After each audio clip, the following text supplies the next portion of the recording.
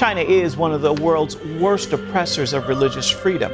Now it's experimenting with a new tool to track religious activity.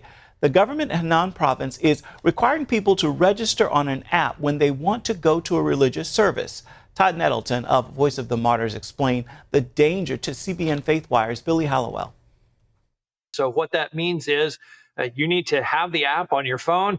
You need to pre-register in order to go to a religious gathering.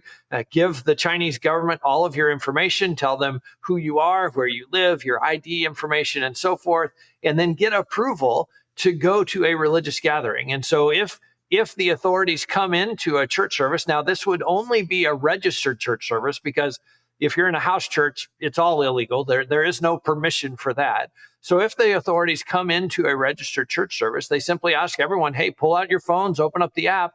We want to see, did you sign up beforehand? Did you get approval beforehand? So it's very easy for the authorities to single out anyone who's there that they don't know about, that hasn't registered ahead of time.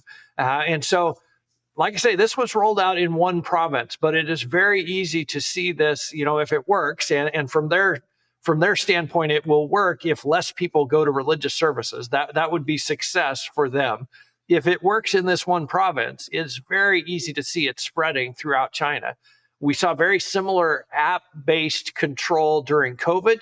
The Chinese people had to register. They had to have a green check mark to go on public transit, to go into certain buildings. You had to show, yes, I'm okay.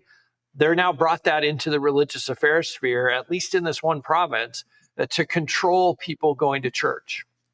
Well, and you brought up a couple of pieces of this puzzle, right? It sounds like they're testing this out to see how it works. It could be rolled out more broadly. But if you're filling this out, which you have to technically, right? You have to fill it out. If you're going to go to a registered church event, you have to fill it out. You're letting them know that you're deeply interested in Christianity, right? I mean, that's essentially what you're saying, which puts you, I would imagine, in a very dangerous spot with Chinese officials. That would be a correct assumption, I assume?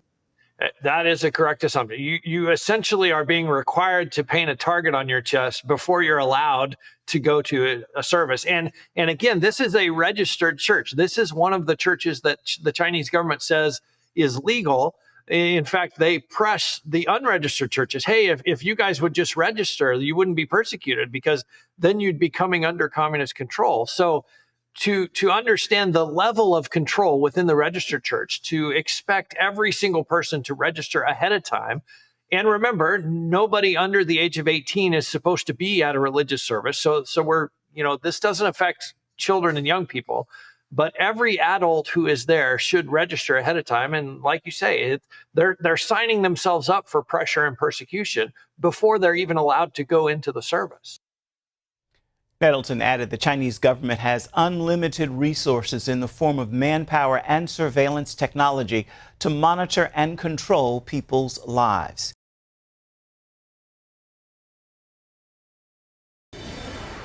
Chinese Christians receive Bibles for the first time.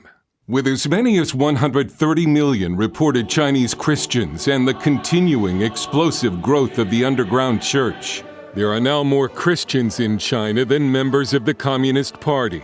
The Chinese government's persecution of Christians has only led to even more church growth, causing the Communist Party to now target the Bible itself with what it calls an update with socialist values and removing passages that don't reflect communist beliefs. Chinese are no longer content with all of these attempts to try to forcibly get Christians to deny their faith. And so now they've just taken it to a new level where they're trying to rewrite the scripture and to confuse them and to prevent them from becoming Christians. In one example from a high school textbook, a Communist Party revision of John chapter 8 about the woman caught in adultery says, Jesus once said to the angry crowd who was trying to stone a woman who had sinned, "He who is without sin among you, let him cast a stone at her." When his words came to their ears, they stopped moving forward. When everyone went out, Jesus stoned the woman himself and said, "I am also a sinner."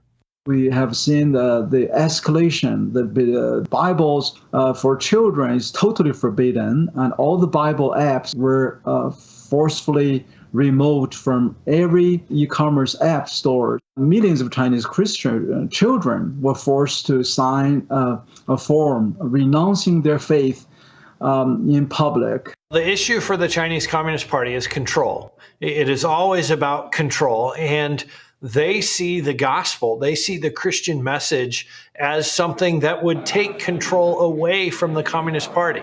And so this new socialist translation of the Bible is just another step for the Chinese Communist Party as they try to control the church and really co-opt Christianity as a means of controlling the people and helping them serve the party's interests. But one Chinese pastor was quoted as saying, "The rulers have chosen an enemy that can never be imprisoned.